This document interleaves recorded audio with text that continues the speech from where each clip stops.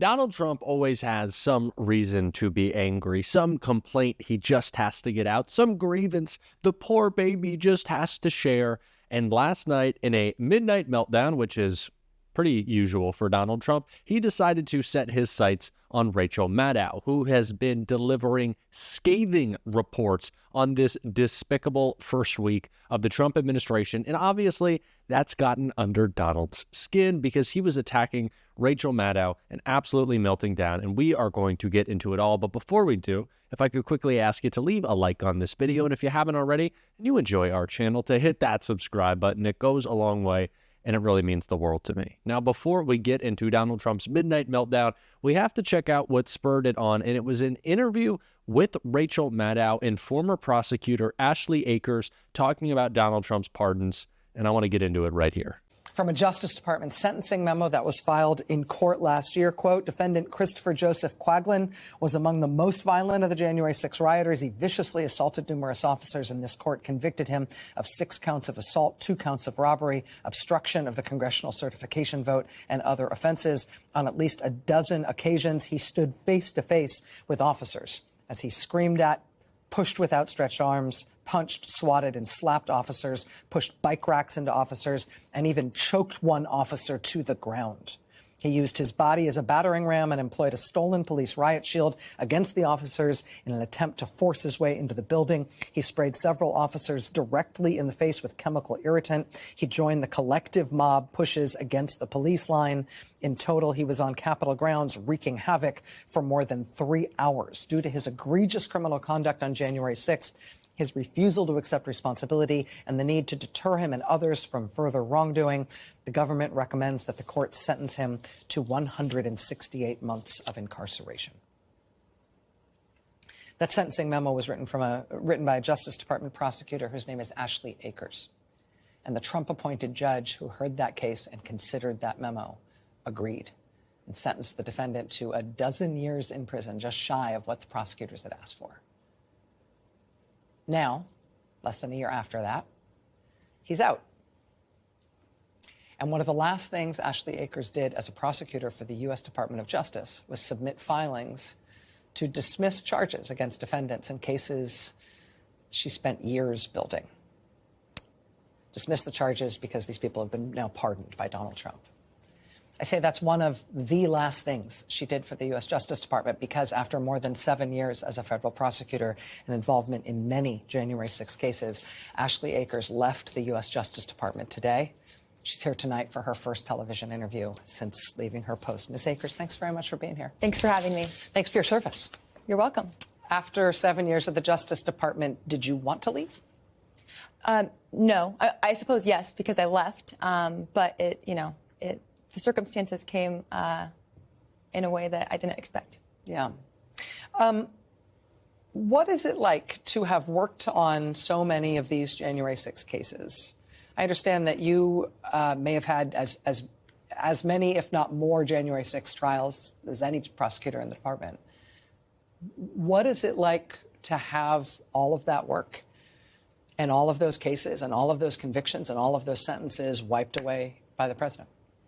It was appalling, really. I think that the pardons that happened were disturbing. They were disturbing for a number of reasons. They were disturbing because it condones the violence that you just described and that the prosecutors on the team have been describing for years in court. It condones that. And this wasn't ordinary violence. As you described earlier, the police officers who were testifying in trials for years talked about this being the scariest day of their lives. They didn't know if they were going to come home. They talked about this being a medieval battle scene. And not only does it condone violence against those law enforcement officers, but it undermines the rule of law. And as judges in our court have continually repeated that the cornerstone of our democracy is the peaceful transition of power from one administration to the next. And the crimes that were pardoned from January 6th were crimes that disrupted that peaceful transition of power. The way these pardons were handed down, blanket pardons and commutations without regard to criminal records, without regard to the specific crimes that were charged here, without regard to level of violence, without regard to anything else, anything potentially differentiating about these cases. Does that increase the threat that you were talking about? The reason I ask is because I think politically it's being greeted not just as a favor to these individuals, but essentially it's being greeted as an attempted vindication of what they did, not just an erasure of any accountability for it, but in effect a celebration of what they did. Are you worried about that? I'm worried, Rachel, because Donald Trump pardoned some very, very dangerous people. Rioters who point-blank bear sprayed officers in the face, rioters who beat police officers with a baseball bat, a hockey stick, a hammer, a chair leg protruding with nails, rioters who brought firearms to the Capitol on January 6th expecting violence, rioters who choked officers to the ground, who gouged their eyes. So I don't know what's going to happen, but is America safer today after these pardons? Certainly not. Are you worried about FBI agents and Justice Department personnel and prosecutors such as yourself being personally targeted by the people who have just been pardoned and had their sentences commuted? I think any prosecutor would say that that is a risk that comes with the job, and I hope not. And I hope that these people who are pardoned and given a second chance take it. But the rhetoric online, the rhetoric from these people that the president pardoned doesn't suggest that that's true. And this rhetoric has held true before January 6th, during January 6th, and after. And it's dangerous. There is more of that great interview that we are going to get into, but obviously you can tell why Donald Trump would be so upset by it, why he would be so inflamed by Rachel Maddow doing what? Telling the truth, calling out how despicable it is for Donald Trump to pardon 1,500 cop-beating January 6th insurrectionists. And more so than just the pardons, it's the signal that it will continue to send to any MAGA maniac, any one of Donald Trump's many cultists who now feel empowered to go commit political violence on his behalf, which he's always encouraged, knowing that Donald Trump will probably pardon them if they do. Those January 6th insurrectionists now threatening the police officers who defended our Capitol on that day. It is disgraceful. It's sad. And it's why Donald Trump's so upset, why he posted this on Truth Social. Trump wrote late last night, wow, Rachel Maddow has horrible ratings. She'll be off the air very soon. MSNBC is close to death. CNN has reached the bottom. This is a good thing. They are the enemy of the people. Now, we've heard so much punditry from the press about how Democrats are always exaggerating the things that Donald Trump says. We're blowing them out of proportions. Oh, Democrats. Oh, they're just it's too much. Are we serious? We can't say that Donald Trump saying that Rachel Maddow is the enemy of the people doesn't mean something different now. Like I said a bit ago, when he has already excused, accepted, and pardoned political violence on his behalf. What is that an instruction to do? Donald Trump calling Rachel Maddow the enemy of the people. When he said it about Mike Pence, we saw what happened. We remember. It was on television. It's pretty clear pictures, thousands of hours of footage that Donald Trump wants gone. That's scary. That's the instruction that Donald Trump is given to his cultist. And we have to take it seriously. We do. And it's why Rachel Maddow is doing such a great job calling it out, and the reason I want to get into more of that interview. So, of the president's pardon. I mean, the problem here is that means that if you committed an offense for which you pled guilty or were convicted on January 6th, that under what you just described would imply that the Justice Department under Donald Trump, their new position is that any crime that could conceivably described as derivative from something that happened on January 6th, even if it is cutting off an ankle bracelet, even if it is, harboring illegal silencers or explosives or other weapons or all these things, that people get all of those things expunged, that there's no way to prosecute them for any derivative or non-derivative crimes?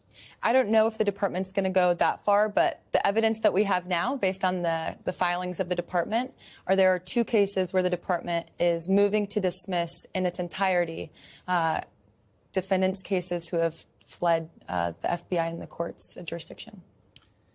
The Justice Department, people who work at the Justice Department, career staff of the department, and staffers sort of at all levels have been given a bit of a shock to the system, not just with the change in leadership this week, but also with, I think, what were some unexpected decisions, one of which related to the DOJ honors program. You came to DOJ in the first place through the honors program. Can you explain what that is and what's just happened to that program? Yeah, it's devastating. What happened to the program was, I believe it was yesterday, all DOJ honors hires, recent hires, were sent a somewhat crude email informing them that they were no longer going to be hired at the department, although they had already been hired. These are people who already had an offer, Correct. Already been hired. They had forewent law firm recruiting. They haven't been interviewing.